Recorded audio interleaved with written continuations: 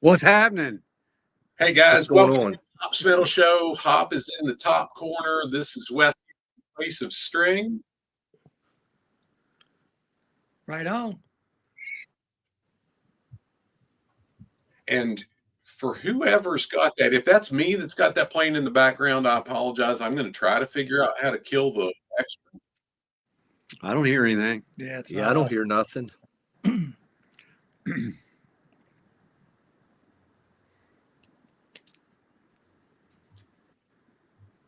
Well, something's wonky on my end. Bear with me just a minute. And I'll give everything right. Hop, why don't you kick it off? Start asking some questions. Do what? One on the other side. The other side. Yeah. There it is. That's better. You can see the wall of hammers. Yeah, that's better.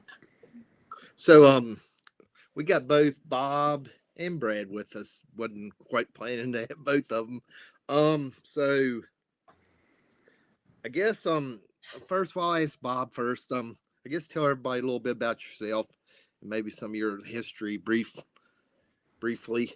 Me? I'm just a guy. I play guitar. Been playing guitar for a long time, and I've been around the area. I'm Canadian, but I've been here for most of my life. So, I mean, you have to ask the questions. I'll give you the answers. I really don't have much to say about myself. All right, well, and I guess I'll just do the same thing to you, Brad. I'll just ask you the questions also. Okay. I guess, Bob, this one's, well, I can ask, why don't I just ask Brad first, now ask Bob, because they both played in KIX. How did you get the KIX gig, Brad? Well, my band Wrathchild was opening for KIX. We did a couple opening slots with them at the Mountain View and some other local places around the area. And one day I got a call saying, hey, we might need you. And a couple months went by, and then I got a phone call, and there I was going to Greencastle and Jimmy's basement, working with Donnie and the fellas and Steve. And then I went to Miami and did a record. It was really quick. I mean, there was no audition. There was no anything. So, I mean, looking back on it now, I understand why. But then it was like, hey, do you want to join a band that's signed to Atlantic Records and go to Florida and make a record? Gee, let me think. Or I can play local clubs. I think I'll come with you fellas. You know, It's a cool story. I would have done it either way. I would do it all over again. You know, and I never really, it's never been mentioned a lot. You know, even that album don't get a lot of love, but just really the history of that album, there's just not a lot out there. Yeah. I mean, it was they went in a little different direction, and I think that was because of the producer that was chosen. He introduced some keyboard stuff to it and introduced them playing cover songs, and of course, they just kind of went with it. See what happens. I mean, do you remember a lot of the recording of it? I mean, was it a really fun adventure? It was a blast for me. I mean, I was 20 years old in Miami, Florida in the 80s. So what do you think? It was. Yeah, that's true. And you still remember it. And I still remember, for the most part, I remember bits and pieces. I loved it. I mean, going into the studio was fascinating for me. I remember I sat in the control room a lot with Pete Solly and the engineer, and it was a good time.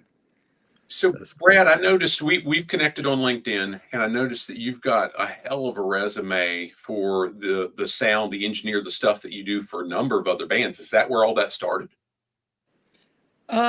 Not really. No, I never had to plan to be a front of house engineer.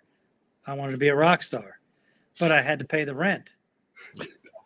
So, I took the gig, and the gig led to more gigs, and it just happened. I mean, obviously I did my homework, and I learned to do a good job for people, and they liked what I was doing. So the phone calls kept coming, and I'm like, you know what? Maybe I'll go down this road and see where it leads me. And I kind of think that that's where I'm supposed to be. Very cool. Bob, I'm sorry for the snafu at the end. I had something else up and I was getting a feedback, so I couldn't track. But I want to say before we get too far in that my son got to see you play with KIX. And if it wouldn't have been for the role that you were playing with KIX, he wouldn't have had that same experience. KIX has always been one of my favorite bands. So thanks for the role you filled. I've got your picks from the final tour here. All right. Today. And it was, I enjoyed it every step of the way. Matter of fact, Hop and I were at the show where Jimmy had the heart episode. At Tally Ho. So it was like, holy shit. And we were paying attention to the social media afterward, and what a surreal moment. One of us had too much Fireball on the way there, and his name was I don't know who that is. Well, the rest of us don't drink, so we Well, we remember how it is. yeah. Sure. Indeed. So anyway, but yeah, I just wanted to say thanks. I truly appreciate the role you played for that, and you gave me some cool memories, but also gave my son an opportunity to see That's it. awesome. Well, much appreciated, and thank you. Yeah. And yeah, how did the whole KIX thing work out for you, Bob? Well, initially, Mark Schenker and I played together in a band called Sundogs, the Rush tribute band. And Mark and I have been friends, and I played in a band, a local cover band around here called Everrise that was opening for KIX quite a bit. And we developed a good relationship. Mark and I worked together. We did a lot of like computer work together and stuff that wasn't necessarily musical. More like we call it IT club. But we developed that relationship, and then it was a given that I was a guitar player, and when the opportunity came up for, Ronnie was having some trouble, and I think that's well documented. And way back in 2017, I was approached by those guys to kind of lay the groundwork to say, to get ready, that there was going to be some changes. And, Ronnie and I are really good friends. And so all the while, he was doing well, and then he was having trouble. And then he was, bottom line is there was a time where he needed to get help, and that involved him taking some time off. So they said to me in 2020, once the shutdown subsided, and they had a bunch of gigs to make up, as well as some gigs that were already booked. So the KIX band was super busy in 2021, as well as going into 2022. So essentially, it just made sense. I was low maintenance. I already knew the songs. I'm local. Mark and I are, already have a good relationship, as well as Brian and I. I mean, because Brian and I are guitar nerds, and we'd hang out for years and just, go to lunch or dinner, and then we would talk about guitars and stuff like that. So, and then of course working on Steve's record in 2020. Yeah. It was 2020. Yeah, we worked together on that, so it just made sense. Yep. It was an easy out, and what I signed up for wasn't exactly what I ended up doing at the end, and obviously with Jimmy's heart situation, we had to pull together and try to figure out a way to get through all that. And I'm glad I was able to help, those guys in the decision-making process and some of that stuff. And, I don't wish that on anybody, and I wish I didn't have to do it, but, it was what it was. So, but initially, and I always say, I either owe Mark Schenker a kiss on the lips, or I'm going to punch him in the face, because it was trial by fire. I didn't have any rehearsal time. I never rehearsed. So it was just, go. So I blame Mark for that. Well, for a man that had to fly by the seat of your pants, you done a good job. Oh, Thank you. shit. Thanks. Wow. Yep. Gosh, I think you guys were doing a lot of county fairs, and I believe it was in 21 or 22. Yeah, time's weird. I forget which, but we saw you in Warren County, Front Royal Oh. area, somewhere like that. Mhm. And if that was one of the first ones, it was freaking tight. So No, no, I'd been there for probably a year and a half by that point because I remember that show because we had a monster rainstorm. Yep. Right before we went on stage, and I think we even had to delay our time. And yeah, and what yeah, a damn muddy mess. yeah, I do remember that show, and I enjoyed the venue because the dressing room had like Patsy Cline memorabilia and just all these Yeah, I could see that. artists that have played the fair, a lot of the Waylon Jennings and all the country artists that had played the fair. So yeah, I remember that venue. It was good. But yeah, I'd been there that was probably 22, I think. Okay. So I'd been there for a while already. Yeah. Well, so we're on that note. You guys got to do some shows together, but you mentioned the album with Steve. Talk about that a little bit, because that was a question we wanted to ask each of you independently. But since we're together, talk about the album with Steve in 2020, and even with the Devil Woman that I played introducing you guys. Well, in its infancy, the record, I was with Steve. We were playing, Everrise was opening for KIX somewhere. And Steve had mentioned to me he had some music that he wanted my input on. And I was really interested from almost a producer standpoint to just kind of craft the songs, like listen to them and just see if they could turn into something. Originally, the plan was to try to craft some of the songs into KIX songs. And this is before I was in the band. So there was a couple songs that they would have been candidates for that. But the more we worked on it, the more we kept pushing him to say it was just a solo record. Do this on your own. Let's make it yours. And so I listened to the songs, and about a year later is when he started to get serious about and got, really interested in the idea of doing a solo record. And then we worked on some arrangement ideas and some lyric stuff and stuff like that. And then that's when Brad entered the picture. Yeah, Jimmy and I were doing things together here at my house. Started, I guess, during the pandemic, Jimmy and I started recording stuff. And Jimmy said, hey, Steve's got a batch of songs. Maybe we get him over here and do some demos, whatever. And I'm like, yeah, cool. Because up until then, I had done our stuff and, tinkered with some other things. And I'm like, that could be cool. It could be fun. Let's go for it. And then we got Steve over here, listened to the tunes, and, ended up, I don't know, we picked pretty much 10 or 12 songs or whatever it was. And then we started working on stuff. And I guess somewhere along the line, Steve said, I guess we're doing a solo record, aren't we? We're like, yeah, it seems like it. It seems like it's turning into that. And then, we worked our asses off. And it was something to do during the pandemic for sure. That and quadruple bypass surgery that happened during the process of working on that record. I think it was during. Yeah, I heard that in that other interview. Was it during? No, it was recording. We were tracking. We were tracking guitars.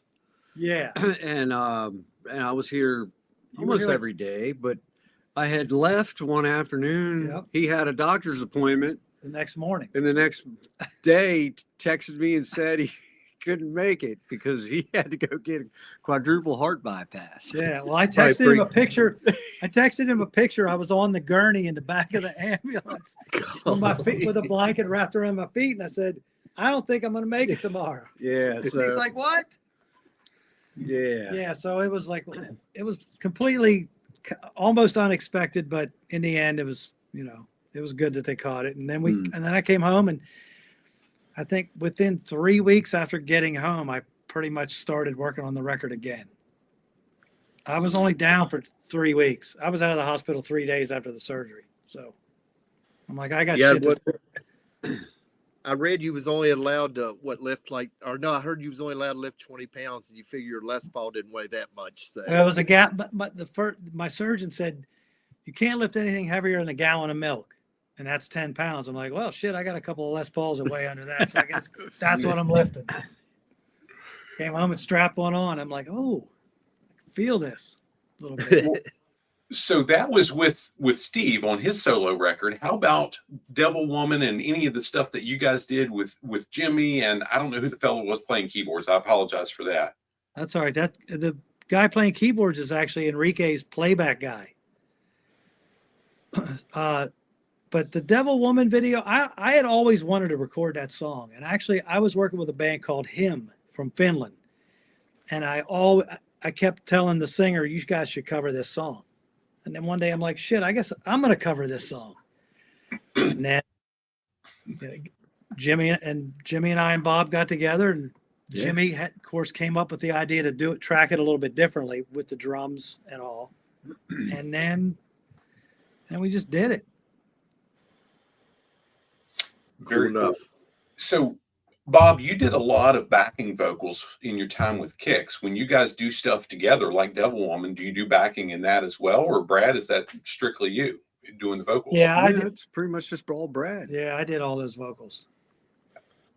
Yep. Well, I thought it added a great dynamic. I mean, Steve's great at what he does, but having that backing track, and I don't know that I've ever seen Brian do it. And I know Mark does, and I guess Mark does for Sundogs too, right?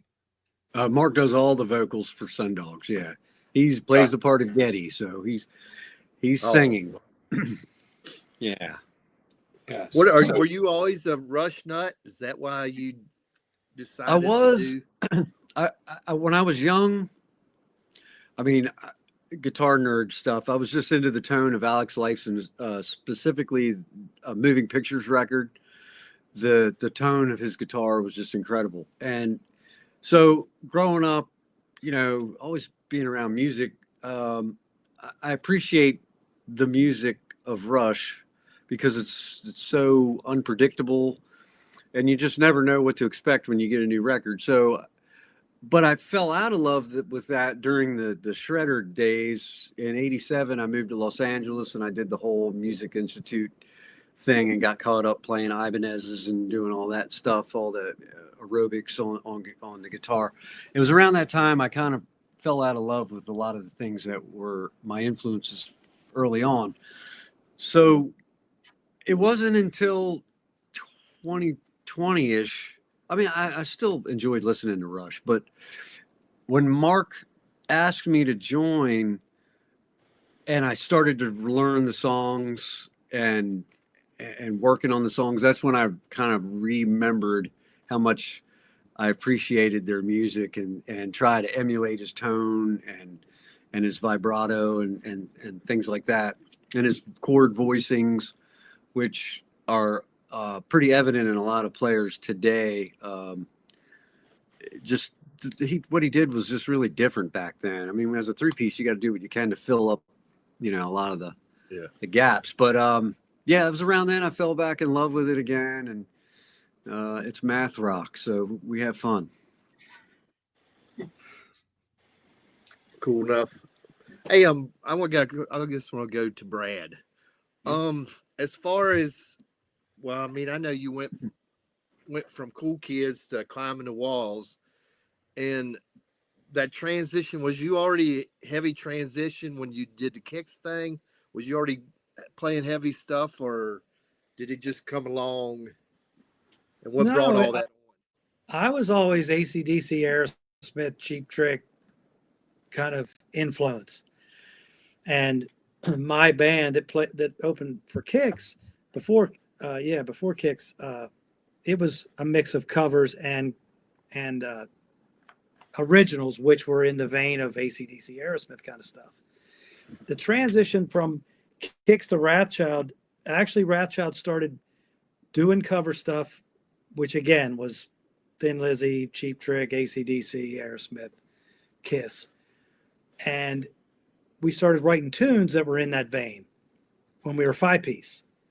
And then within the first 3 or 4 years, we ended up parting ways with the bass player.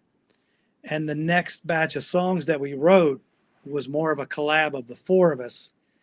And Terry and Jay had a lot more influence, and it turned into Climbing the Walls, because we actually recorded Dangerous which was a holdover from early Wrathchild, and No Deposit, No Return is kind of still in that same rock and roll type vein. And then you've got Climbing the Walls, which has a bit of that, but then it gets a little carried away. And then, of course, you got Silent Darkness and Hell's Gates, and it just goes in a whole nother direction. But then you got Time on there, too. Yeah. So, Yeah. Freaking awesome. you know, there's the classic rock influence. It was always there.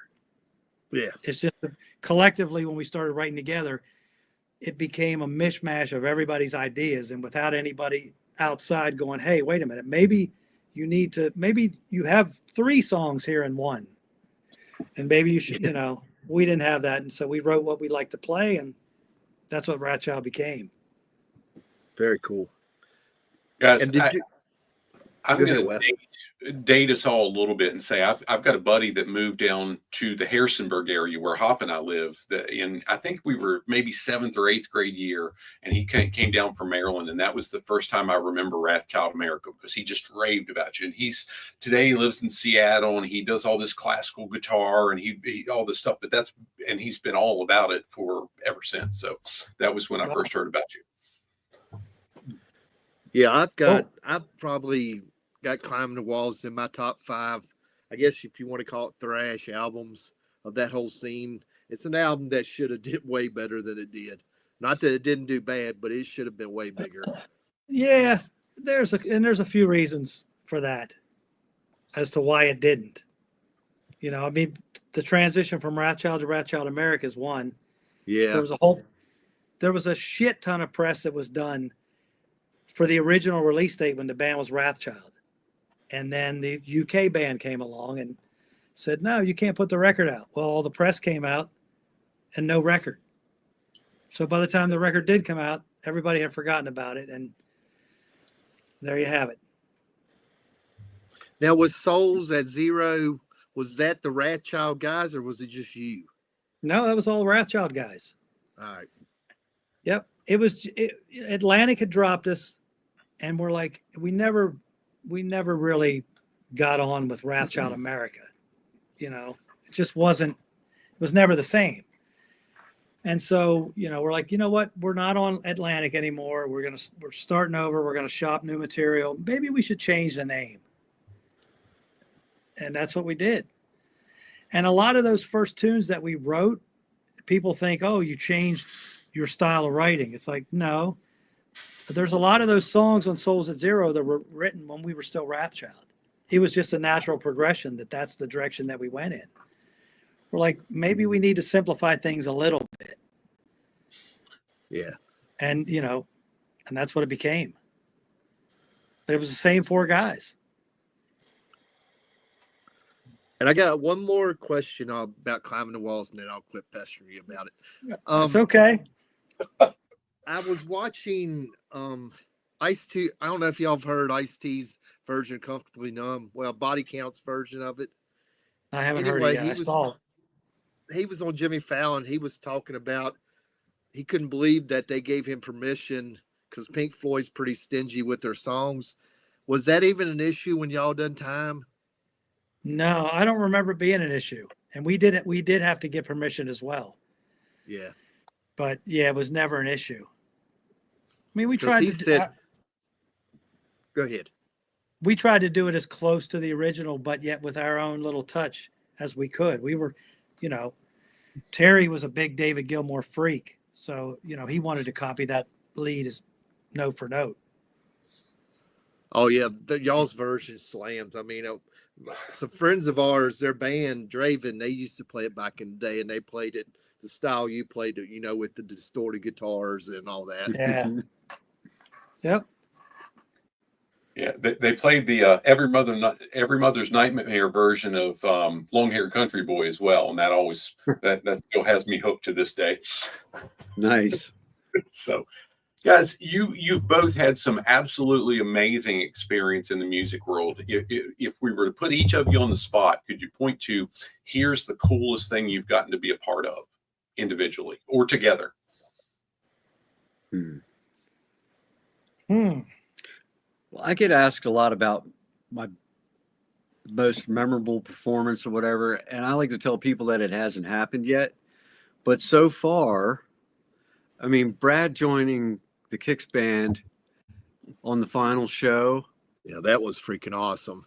that was pretty fucking cool. And then, of course, having Ronnie come back out and participate as well. And I had dinner with Steve last night, and we talked about that show and just about how well it went and how right it was to do what we did, how we did it. The folks at Merriweather, Brad at Merriweather helping us, and really, I mean, it was perfect in terms of what the fans deserve. And so for me, I think that so far that was pretty awesome. I mean, I've done a lot of stuff, but live performing, that was pretty cool. That was a lot of fun. What about you? Pop was there. I was not. I was the backseat a few weeks before. I've had a couple of cool moments, I think. I would say, I don't know, maybe playing wise, we did a record release party in New York City for Climbing the Walls and got Ace Frehley up on stage to play Jumpin' Jack Flash with us, which was pretty cool. Yeah. As a mixer, getting to mix Bob Seger or Garbage, getting to work with Butch Vig, Jane's Addiction's original lineup, I got to mix them. And I don't know. There's other things that are probably, really cool as well. I just can't think of it the most. But I don't know. I don't know. You know what? I'm going to take the Merriweather thing. I was on the bus. I was out with Disturbed, and I remember reading something on Facebook, I think, about KIX's farewell show. And then I thought, man, that would be really cool to be a part of that. And then like a couple minutes later, the phone rings. And I think it was you and Jimmy, or was it you? That was me. Said, hey, man, what do you think? I'm like, hell yes, I was hoping you were going to ask me that. I was hoping you were going to ask me. And then I started practicing in the back of the Disturbed in a crew bus for the next couple of months. I'm like, I got to get my chops back for this one. Can't go up there and look like I'm chopping wood. And that's one thing I've seen KIX. I think me and Wes figured it up. I told him I'm thinking like 25 times. I think I first saw him, on Blow My Fuse tour. I was a little late I was almost late for the party, but I did get to go to Shiley Acres. Yeah. Which is pretty awesome. I wish I Nice. could have seen Wrathchild at Shiley, but Yeah, that was pretty cool. that's a cool place to play. I bet. Yeah. Well, that's a cool place to go to. I'm sure you've seen a lot of crazy stuff from the stage. Oh, yes. Yep. The amount of beer cans Oh, alone. man. Yeah, don't ever ask for a beer on stage at Shiley because you get about a case thrown at you. Oh, yeah. They have walked off. I think it was Donnie Purnell got hit in the head, the Hot Wire show. They left stage threatening to leave. Yeah, Jay got hit. He got nailed in the chest with a Budweiser, a full one. Because like a dumbass, I went out there and said, anybody got a beer? Yeah, because you could take as much as you wanted. People be carrying in deep freezes and kegs and Yeah. Yep. Yeah, man. Well, guys, one of the big things that we wanted to do, we love the nostalgia. We appreciate what you've done in music and just the place that each of you have in our heart because we just loved KIX music so long. Talk about the January 11th show that you're doing, Ladders to Leaders. What's special about it with those of you putting it together? But just as much, what's it for? Why is it so important to you? What's the purpose behind it? Well, it's important to us because we're all still here. Number one, we've all been through, the bad choices that we made in the past, and we've come through it on the other side, and here we are. And my wife got sober like 3 or 4 years ago, and it was last year that she came to me with this idea. about, hey, what would you think if, and she named off the guys, and we'll do a show at the Maryland Theater, because she's actually president-elect for Ladders to Leaders. Since she got sober, she started working with the community and wanting to give back. And this was her way of putting something on. And I think she wanted to see me get back up on stage and play again as well. Hell yeah. And so the first thing obviously I have to do is I got to call everybody and see if everybody's into it. And, you know, I figured everybody's going to be into it, but at the same time, making the phone call, like to Shannon for one, you know, because his schedule and everything. Yeah. And he was like the most excited of all about doing the show. And, you know, the fact that Brian and I get to play together, and the fact that all four of us get to play together on stage. So the event is for raising money, which is going to be donated to Ladders to Leaders. Ladders to Leaders provides recovery homes. They have 3 recovery homes in the area. And those homes are for, you know, people getting out of rehab that need a place to go live. And so that's what this event is all about. It's all about celebrating sobriety and recovery, and actually showing people that are in a similar situation that we have all been in, what it looks like to come out on the other side, that you can be functioning members of society and be successful. And, you know, there's no stigma involved with admitting I had a drug and alcohol problem. So that's what it's all about. It's our turn to give back. Cool. Is do we got any hints on any of the stuff y'all are gonna be playing, or is that just you have to come to see it? Well, I mean, it's going to be classic rock. You will hear some material from the bands that you've been talking about earlier. Boy. Yeah. And Yes, then you will. and then just songs that we think are fun to play. And we're going to probably put our own little twist on things. We're rehearsing tonight, so we're working out a couple kinks, and I mean, goddamn, you got Shannon Larkin on drums, man. Oh yeah, he's a monster. It's Monster going to be drummer. It's going to be incredible. So yeah, everybody will be familiar with pretty much the entire set, and I think everybody's going to be entertained.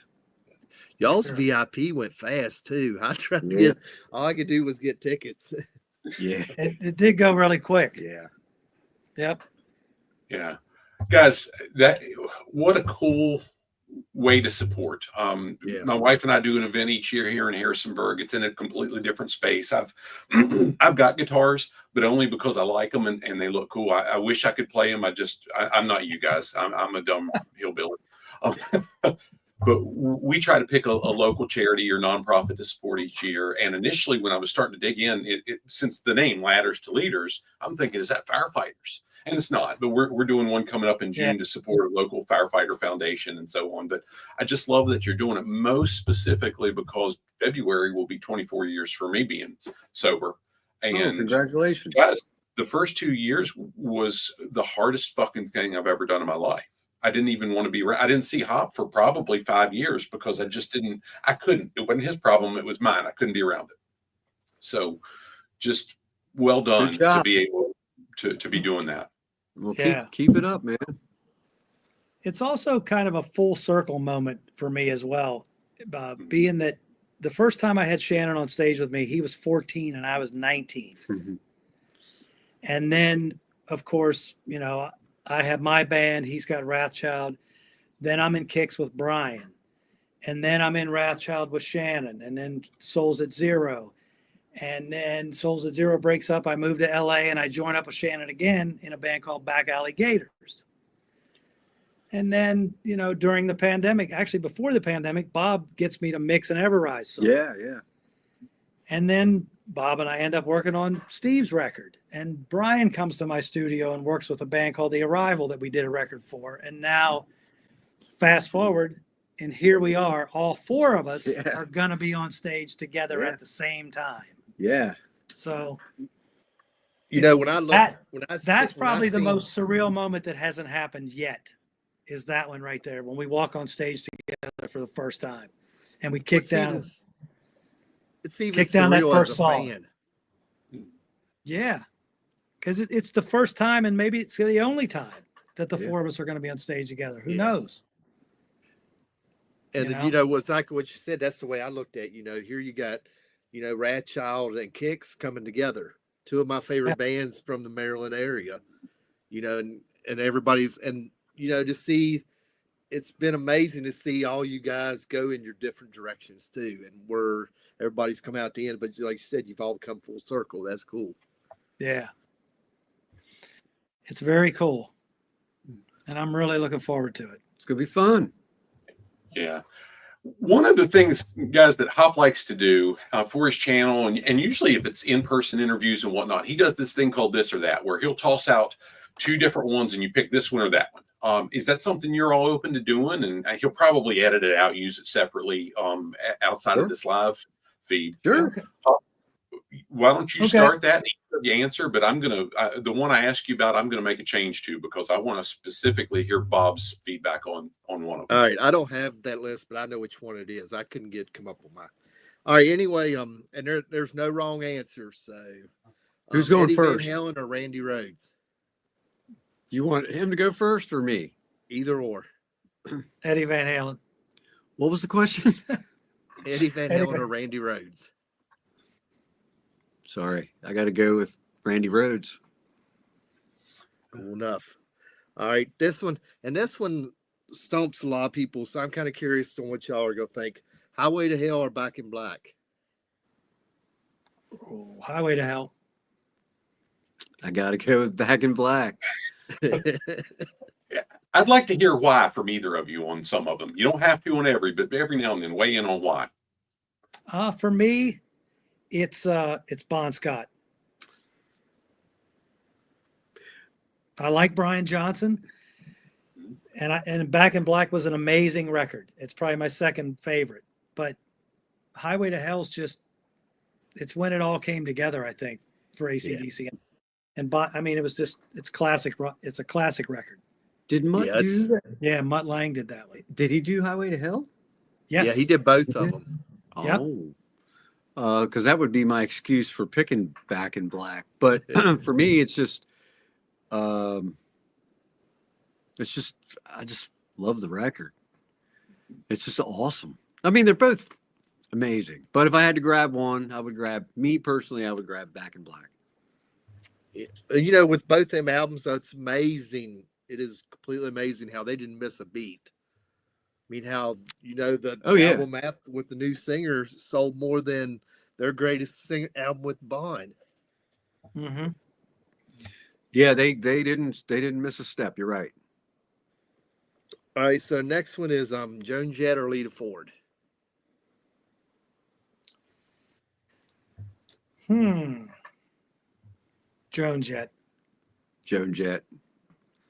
She's got really big balls, man. And she's been using the same Music Man combo amp for her entire career live. That's so cool, man. Nobody does that stuff anymore. So Yeah. Wow, I didn't know that. yeah, same amp. Yeah.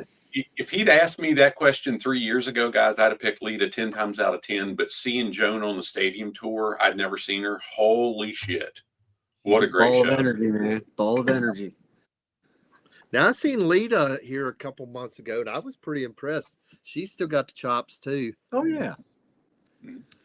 All right. So this one's mine, Hot. Yeah, go ahead.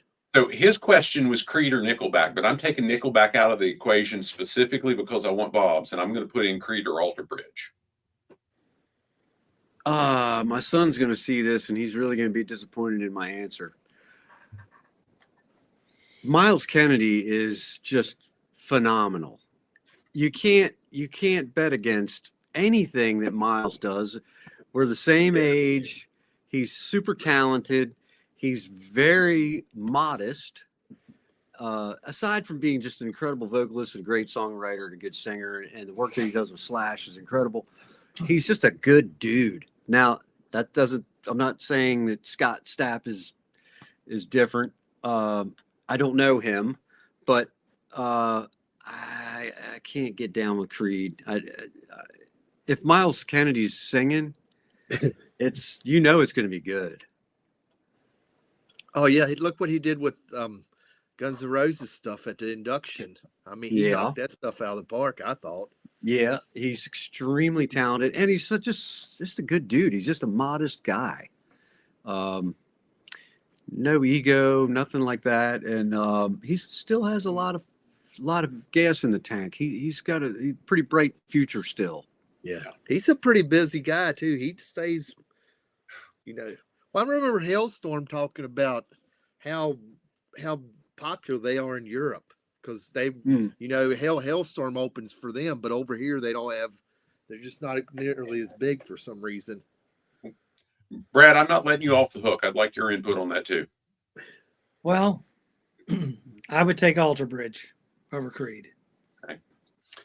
Yep. Me 10 times out of 10, because everything Bob said. I don't know Miles, but he is absolutely one of my favorite musicians on the planet. Well, and Miles has an affiliation with the good folks at Paul Reed Smith Guitars right here in Stevensville, Maryland. So he's supporting the local guy too. So there's one right there. Yeah. Yeah. And I got to be honest with you, Creed, might have been the time they came out. It wasn't it just didn't strike me. When they came out. Now you mentioned Nickelback, me being Canadian. I tell you, Nickelback they get a lot of grief, man, but goddamn, they're good. That's a good rock and roll band. It's a good rock band, especially live. I always say, how can you sell millions of albums and nobody likes you? Yeah. Yeah. They're doing well. Yeah. I'm not knocking Nickelback either, Bob. I mainly asked because I think you and I were at the same Alter Bridge show at the Fillmore in Silver Spring a few years ago. Very possible, yeah.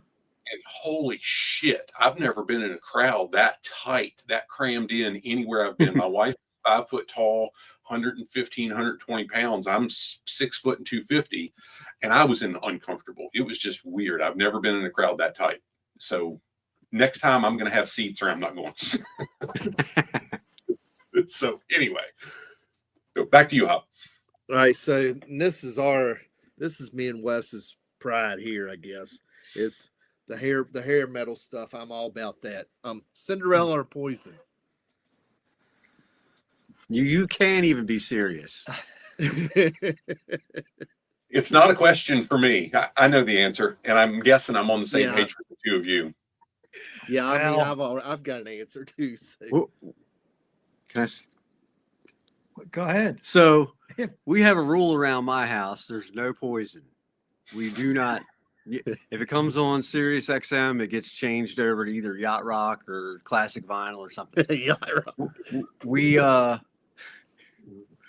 have a couple other rules, but I won't get into that. But Cinderella, I mean, Kiefer's a blues-based rock guitar player, and it's a shame that the MTV era created the perception for the fans that they were something that I truly believe wasn't their intention. And their music and just their songwriting and even to today, Tom's all his artists on stage, all the people playing in his band. Oh, they're phenomenal.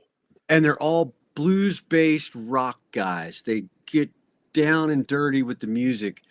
Whereas the other act that you mentioned, it's more of a polished turd is what I'll use to describe that. So for me, Cinderella all day long. Yep, I concur. Yeah, Well, we're on this for the same reason. I mean, I remember seeing Cinderella before they were signed because they opened for Wrathchild at the Seagull Inn. Oh, and it was a bluesy rock band, and Tom Kiefer just had such a great gravelly fucking voice, man. Smoky. It was killer. Yeah. And and I remember seeing him in another band called Saints and I think it was called Saints in Hell when they played the Mountain View. He was like some 16, 17-year-old kid that had just joined, and he was badass. I say he's probably good then So- too. Yeah. Yeah, so Yeah. Cinderella for the same reasons. All right, Brandon, I'm gonna ask you this because I've keep up with a lot of KIX stuff, and I've always heard over the years. Do you think Poison stole their stage show and took it out west? Absolutely. And I'll tell you another story. We were playing the Sandbar Inn in Glen Burnie, Maryland. And I think it was Brett and Bobby Dahl, maybe Ricky was with them, came to see us play as Wrathchild. And they said, we're moving to California and we're going to change our name to Poison and we're going to be famous. Poison is a KIX song. Yeah. Yep. I mean, yeah, I always thought that from the beginning. I'm like, you just stole everything that you saw KIX do and Yep. it worked for you, It did. Yeah. you know? So And with that being said, there's no that topic of conversation seems to come up from people and fans often. And I can tell you, and I'll speak on behalf of the other guys in the KIX band, there's no animosity towards them whatsoever. Even though, I mean, time has gone by, but it's really interesting for me as a fan to hear the perspective of the other guys in the KIX band saying, yeah, you know, it is what it is, and we don't hold it against them. And I mean, it worked for them. So, I mean, people steal shit from people all the time. Yeah. You know, they saw something that appealed to them that, you know, they made it their thing and it worked for them. Yeah. So, And Bob, to your point, I think I've seen Poison 3 times, never intentionally. They were just part of what I was going to see. And Sorry. I've Sorry about never sat through it. Praise God, when we went to Nats Park for the stadium tour, it stormed and we left before we had to set through Motley Crue's train wreck show. We got to see Def Leppard play well and Joan early, and then we get to leave. That was cool. But I've never. Brett's always been engaging, but I've never seen a tight show.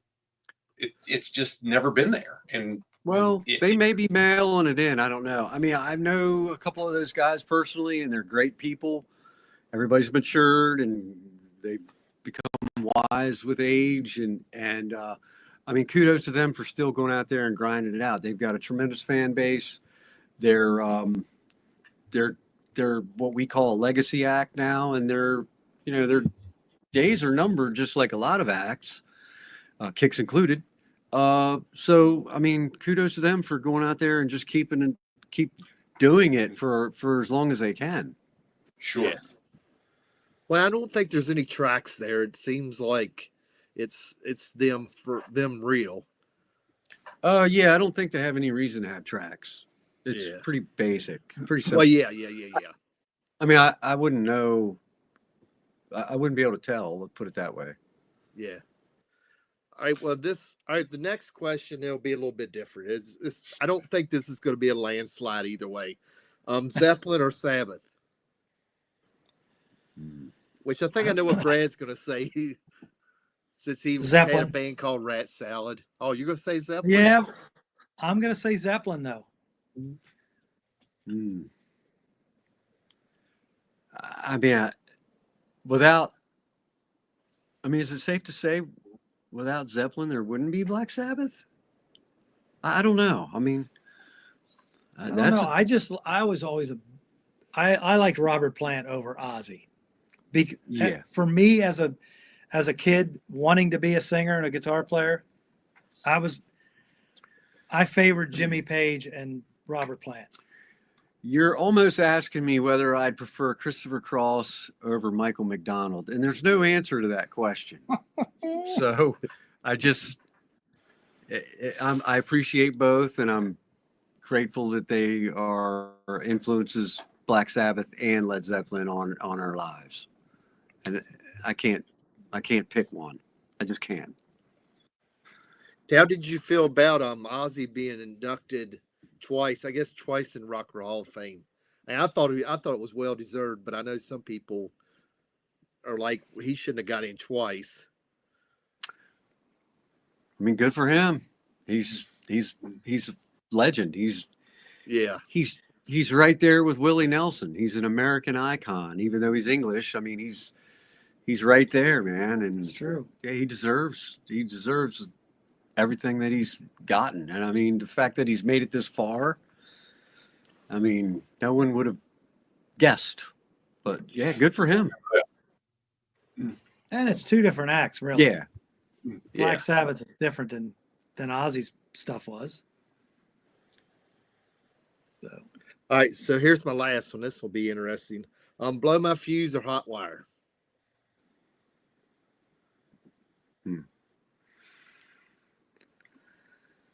Cool Kids.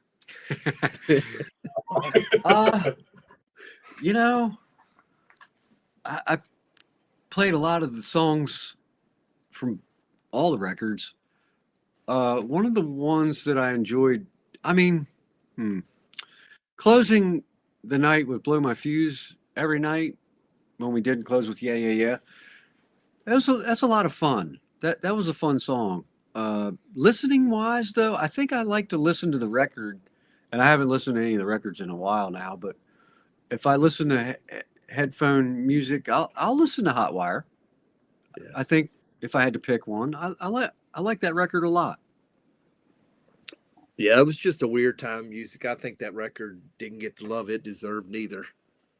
Yeah, that as well as Show Business. I mean, that song's got great songs on it, and you know, yeah, the beginning of the end for those guys, as well as many of us in the industry. That particular year the Hot Wire came out, that was tough, but it happened.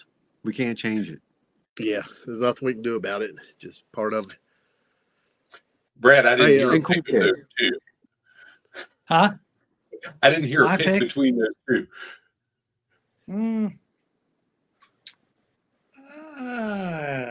I guess Blow My Fuse. I'm probably just more familiar with the tunes on that record than Hot Wire. I got one more question I want to ask Bob. When I was down at the podcast thing down in Nashville, I got to talk to Brian, and I got him to sign a picture for me, and I asked him what was his favorite song to play live, and he told me Cold Blood. He said, I still love playing that song live. What's your favorite KIX song? Well, I enjoyed playing Scarlet Fever because the band hadn't really played it much for a very long period of time until I joined the band.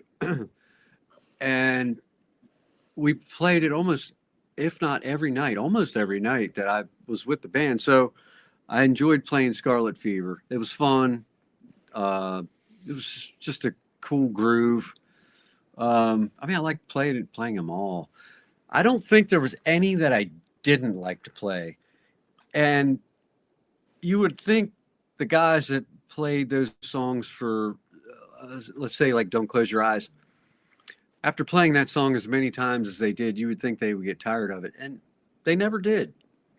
So same for me. There wasn't one I didn't like or didn't enjoy. I know Brian really liked playing Cold Blood. That was that one. And there was a couple other ones. I know he liked playing Hot Wire too for a while. Scarlet Fever, I think, for me. Cool. Brad, did you who was the idea for the snippets? Did you bring that to them when they decided to do this final show? The snippets? No, that wasn't my idea. That was me and Jimmy. No. All right. That was because Jimmy and I, we spent a lot of time riding in cars and driving and flying together. And we wanted to give something special to the fans. We knew we couldn't play all the songs that we wanted to. There were some songs that Steve just would not participate in. And he was pretty vocal about that on stage. Yeah. And we didn't rehearse that, by the way. That was totally, I mean, Jimmy and I had made some ideas together, and Jimmy made an MP3, and we said, okay, let's do this. And that's what we ended up doing. So very unrehearsed, and it was a lot of fun. But I think Jimmy should be credited for most of it, because there were some songs within the snippets, as Steve called them. We called them a medley. Snippets. But Steve, Is that even a word? he made it up.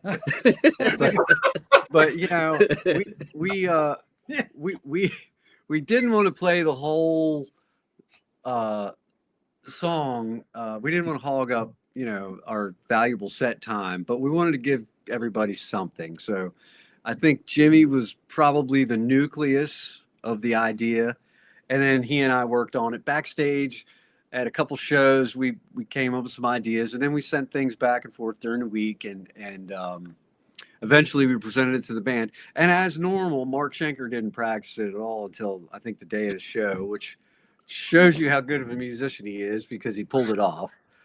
And I think pretty much the same for Steve. Steve was like, yeah, it's all good, let's just do it. And you know, and having Brad involved, because you were on. I was on the one of the last. Yeah, the last one. Snippets. Yeah. Sorry.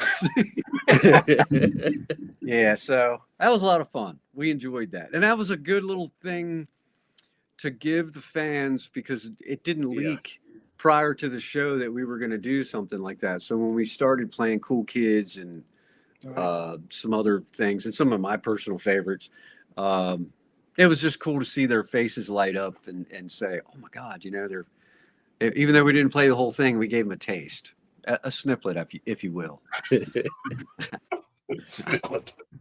Yeah, I know. I went on for a show with some friends of mine. They invited me on. We did a top 10 KIX songs, and it's cool to hear other people's input. Some of the stuff they picked, like Mighty Mouth made that, you know, that countdown, and you know, people talking about Cool Kids, just songs that were not run of the mill songs. Right. And I know this one guy, he was EMT out in California, Santa Cruz, and he has said he went on a call and a lady had a KIX tattoo on her shoulder. So she had lived on the East Coast some point in time, I would think. And wow. He said something to her and she just smiled, but I guess she was having a heart attack or something. But I know he had commented on that because when they put I guess the wires on her, seeing the KIX tattoo. That's dedication, man. Yeah. That's dedication. So, yeah. Bob, I didn't realize the Canadian part, so I've got to ask. And if my wife ever hears or knows that I ask you this question, she's going to be pissed. What's your favorite part of Strange Brew? I don't watch. That's a TV show, right? No, the old movie. The movie. Bob, the movie. Yeah. I don't watch. I watch like ID channel. Okay. So I've heard of Strange Brew, but okay, fair enough. She's already pissed having the idea in her head that I would have asked that question, because I've got a friend that lives in Manitoba, and every time I talk to him, I'm like, "Take off, hoser," and quoting lines from the movie that nobody knows. Yeah. Brad, are you familiar with the movie? I am familiar with the movie, but it's been a really long time. Well, good for you. Yeah. Unfortunately, it's not. It's in my Amazon queue and so on. It's just picture Wayne's World, but 10 years sooner and dumber. It's fantastic. All right. Yeah. Maybe I'll check it out. I'll wait for a good snow day here in Maryland, and maybe I'll catch up on that. Yeah, and you'll be like, that Wes, what an asshole. You told me about this movie. I think I'm gonna watch it. Yeah, don't That's blame me. That's an hour and a half I'll never get back. Hey, just check out their Christmas song. It's Christmas season. That's what I could close with if I could pull it up on YouTube. They do Bob and Doug McKenzie's 12 Days of Christmas. Okay. Yeah. A beer. Yeah. So I've heard that song. Oh, it's that and TSO are the only Christmas songs I like. So, and I think, Bob, we were looking from Facebook. I believe we were at the same TSO show at Hershey last year, the day show, and Hop was at the night show. Probably, yeah. I mean, we go every year, and went this year, and Joel came out to see us. Nicholas and I, my son, was sitting right on the front rail there, and Joel came over and said hi to us during the set, and it was a lot of fun. Good shows always. Yeah, they're amazing shows. I've only been twice, and you guys might be. The first time we saw him at John Paul Jones in Charlottesville, nice arena, pretty new, state of the art. And I went the whole way through the show thinking, shit, I'm not sure if they're really playing this stuff or not, but it was so well produced, I didn't care. Yeah, they're playing. And Yeah, they're playing. at first, I paid closer attention. I'm thinking, yeah, this is the real deal one. Damn. Yeah. They're real pros out there. Russ on vocals. I mean, those guys are just the elite. And anything Chris does or touches is always going to be good, you know. And Jeff played on drums. He's been with Sabotage, obviously, since day one, and TSO since day one, which I think is 25 years now, or maybe 26.